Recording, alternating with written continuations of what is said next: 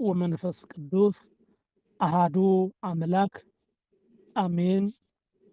እግዚአብሔር ደቂ ናይ ድንግል ማርያም ፈተውቲ እምላዕ ዓለም ዘለኻትኩም ብሕያው ኣምላኽና ብቅዱስ እግዚአብሔር ፍጹም ብዝኾነ ሰላምታ ሰላም እብለኩም ኣለኹ። ከመይ ውዒላትኩም ከመይ ቀኒኻትኩም? ኣሜን። ቅዱስ ኣምላኽና እግዚአብሔር ክብርን ምስጋናን ኣምልኾትን ውዳሴን ንዕኡ ይኹነልና። እግዚአብሔር ኣምላኽና ፈቃድ ንሎም ምሸት እንነጋገረሉ ናይ ትምህርትና ኣርእስቲ እንገብሮ መንፈሳውነት ብዝብል ይኸውን። መንፈሳውነት እንታይ ማለት እዩ ብዝብል ሓሳብ ተለዓዒልና ናይ እግዚአብሔር ቃል ክንነጋገር ኢና እሞ እግዚአብሔር ትዝጠቅምን ትዝጥዕምን ቃሉ ክምህረና ሰናይ ፈቃዱ ይኹንልና። ጥበብ ንጥበበኛታት እትዕድል ወላዲተ ኣምላኽ ምልእቲ ጸጋ ኣማላድነታ ጸጋ ይፈለየና። መድኃኔ ዓለም ክርስቶስ ናይ ልብና መብራህቲ ይኽፈተልና የብርሃልና። መንፈሳውነት እንታይ እዩ? መብዛሕቲና መንፈሳውነት እንታይ ማለት እዩ ኢልና ክንዛረብ ከሎና ክመጽኡልና ዝኽእሉ ሓሳባትን ነገራትን ኣለዉ። መንፈሳውነት ማለት ንመጀመርታ ክንርኢ ከሎና ንምብዛሕቲና ሕቶ ክኾነና ዝኽእል ነገር ግን ክንምልሶን ከሎና መንፈሳውያን ዝበሃሉ መነመን እዮም ክንብል ከለና ወዲ ሰብ ኩሉ መንፈሳዊ ተባሂሉ ክጽዋዕ ይኽእል እዩ። ብናይ መጀመርታ ሓሳብ ናይ እግዚአብሔር እስንፋስ ዘለዎ ኩሉ ናይ እግዚአብሔር ፍጥረት ዝኾነ ኩሉ በመጀመርታ እንታይ እዩ ማለት እዩ? መንፈሳዊ እዩ ማለት እዩ። መንፈሳዊ እዩ።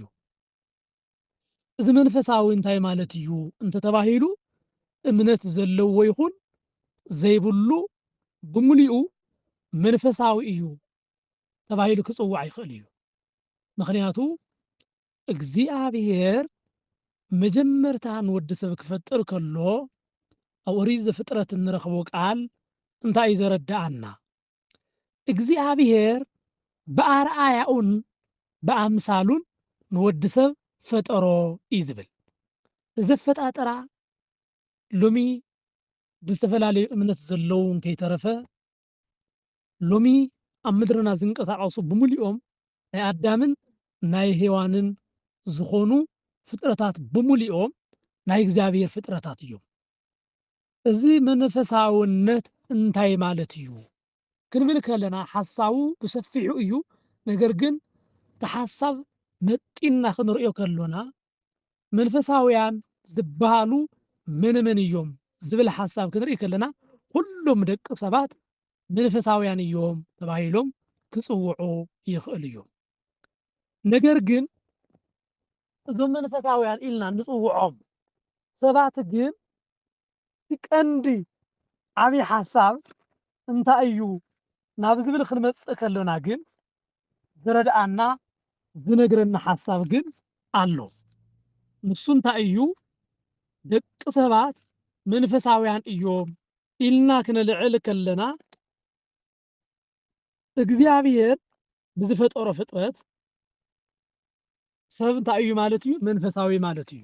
ኣብ ኦሪት ዘፍጥረት ክንርኢ ከለና ምዕራፍ 1 ካብ ፍቕዲ 26 እንታይ እዩ ዘረድአና? ኣብ ኦሪት ዘፍጥረት ምዕራፍ 1 ካብ ፍቕዲ 26 ዝነግረና ቃል ከምዚ እዩ ዝብል፣ እግዚአብሔር ከዓ ብመልክዕና ከም ምስልና ሰብ ንፍጠር በለ። ብምንታይ በለ? ብመልክዕና።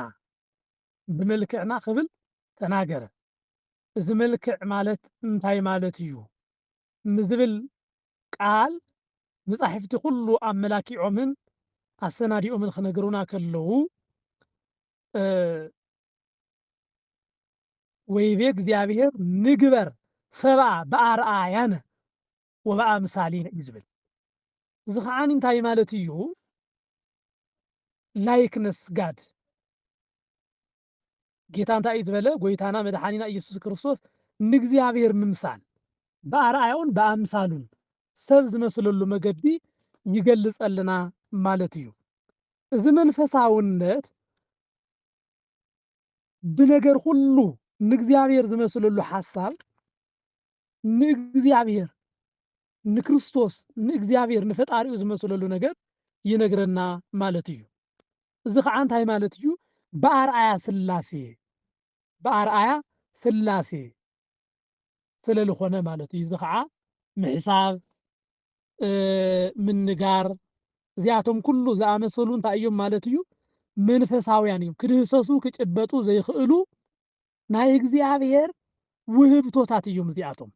ስለዚ ሰው ብጠቕላላ ወዲ ሰብ ብጠቕላላ እንታይ ተባሂሉ ክፅዋዕ ይኽእል እዩ ማለት እዩ? መንፈሳዊ ተባሂሉ ክፅዋዕ ይኽእል እዩ። ንኣብነት መንፈሳዊ እዩ ካብ ዘብህሎ ንወዲ ሰብ ህሊና እዩ። ህሊና ብእግዚአብሔር ሓሳብ ናይ እግዚአብሔር መንፈስ ናይ እግዚአብሔር ውህብቶ ስለዝኾነ ህሊና ስለ ዘለዎ ወዲ ሰብ እንታይ ይኾነሎ ማለት እዩ? መንፈሳዊ ተባሂሉ ክፅዋዕ እዩ ማለት እዩ።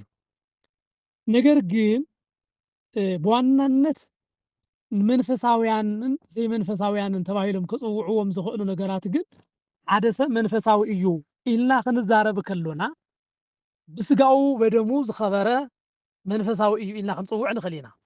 ምግባር ምስ ሃይማኖት ዘጠቓለለ እዩ መንፈሳዊ ክንብል ንኽእል ኢና።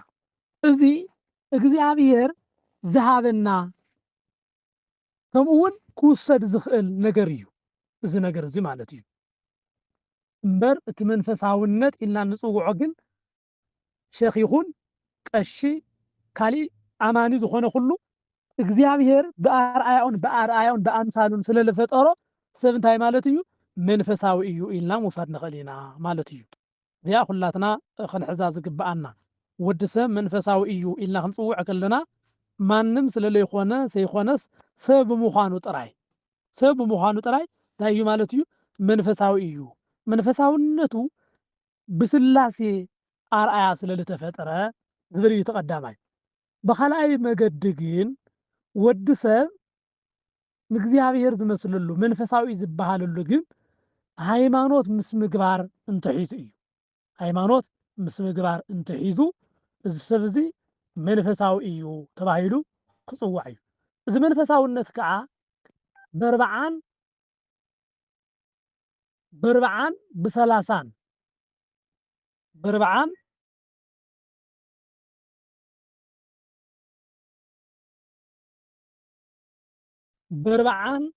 ብሰማንያን ተዋሃበና ጸጋ ምዃኑ ይነግረና ማለት እዩ። የቀሬታ ድምፂ ይረብሽኩም ከይኾን እዚ በርብዓን ብሰማንያን ዝተዋሃቦ ጸጋ ናይ እግዚኣብሔር ውልድነት ብምርኻቡ ብክርስቶስ ክርስቲያን ተባሂሉ ናይ መንፈስ ቅዱስ መሕደሪ ኮይኑሎ ማለት እዩ። ስለዚ እዚ ካልኣዋይ ደረጃ ዝረኣናዮ ብሃይማኖት ብምግባር ኢልና ዝፀዋዕናዮ መንፈሳውነት ግን ብምግባር ወይ ከዓ ብምዃን ክሓድረና ዝኽእል ናይ እግዚኣብሔር መንፈስ እዩ። እቲ ካልእ ግን እቲ ናይ መጀመርታ ግን ሰባት ክርስቲያን ስለዝኾኑ ንእግዚኣብሔር ስለለይተቐበሉ ኣይኮነን። ንኣብነት ምርኣይ ይከኣል እዩ። ፀሓይ ብርሃን ቀትርን ለይትን ማይ እዚኣቶም ኩሉ ናይ እግዚኣብሔር ሰባት ስለዝኾኑ ናይ እግዚኣብሔር ፍጥረት ስለዝኾኑ ደቂ ሰባት ብእግዚኣብሔር ውህብቶ ዝረኽብዎም እዮም። እቲ መንፈሳውነት ውልደት ግን ብእግዚኣብሔር ኣምላኽ ዝተዋሃበ ምዃኑ የረድኣና ማለት እዩ። ብኻልእ መገዲ መንፈሳውነት ክንብል ከለና እንታይ ማለትና እዩ? መንፈሳዊ ሰብ ዝበሃል እንታይ እዩ? እዚ ብመብቱ ዘይከራኸር መሰሉ ዘይኽብር ስቑኢሉ ኣብ ዓለም ብዘይ መብት ዝነብር ማለት እዩ? ወይ ከዓ መንፈሳዊ ዝመስል ካባ ክዳን ተኸዲኑ ውሽጡ ግን ሃይማኖትን ምግባርን ዘይብሉ ሰብ ድዩ ናብ ዝብል ሓሳብ ከዓ የምፅኣና። ብዙሕ ግዜ መንፈሳውነት መንፈሳውያን ሁኑ ክንበሃል ከለና ናይ እግዚኣብሔር ቤተ መቕደስ ናይ እግዚኣብሔር መሕደሪ ሁኑ ማለት እዩ። እዚ ናይ እግዚኣብሔር መሕደሪ ማለት ባዕልትና እግዚኣብሔር ናባና ክሓድር ናባና ክመፅእ እንገብሮ ፃዕሪ ምዃኑ እዩ ዘረድኣና። ነገር ግን መንፈሳውነት ክበሃል ከሎ እንታይ ማለት እዩ? ስራሕ ዘይምስራሕ ዝመስለና ንጽህናኻ ዘይምሕላው ዝመስለና ካሊእ እቲ ዘመናዊነት ዘይምኽታል ስልኪ ድዩ ካልኦት ነገራት ዘመናውያን ዝኾኑ ነገራት ዘይምጥቃም ዝመስለና ከዓ ኣሎና። እቶም ኣይኮነን። መንፈሳውነት ማለት ነዊሕ ቀሚስ ተኸዲንካ ንጽህናኻ ብዘይምሕላው ዓለማዊ ዝኾኑ ነገራት ብዘይምጥቃም ስልጣነ ብዘይምኽታል ዝመፁ ነገራት እንገብሮም ነገራት ኣይኮኑን። እዚ መንፈሳውነት ካብ ኣስመሳልነት እንርሕቐሉ ህይወት ደኣ እምበር ኣብ ዓለም ኮይንና ነገር ግን ንዓለም እምብለ ኢልና እንነብረሉ ህይወት ማለት እዩ መንፈሳውነት ብካልእ መገዲ። ኣብ ዓለም ኮይንና መንፈሳውያን ኢና ክንብል ከለና ኣብ መንግስቲ መስሪያ ቤት ኣብ መንግስቲ መሳርሒ ኣብ ዓለም ኣብ ትምህርቲ ኩሉ ኮይንና ነቲ ናይ መጀመርታ መንፈሳውነት ዝብልናዮ ሰባት ኮይንና ብምፍጣርና ናይ እግዚኣብሔር ኣርኣያን ምስላን ዘሎና ብምዃንና እግዚኣብሔር ብዘይምሕዛን እንነብሮ ህይወት እዩ መንፈሳውነት ዝበሃል። እግዚአብሔር ብህይወትና ከይሓዝን እግዚአብሔር ብህይወትና በቲ ከንበረና ወይ ከዓ ንሱ ብዝደልዮ መገዲ ብዘይምንባርና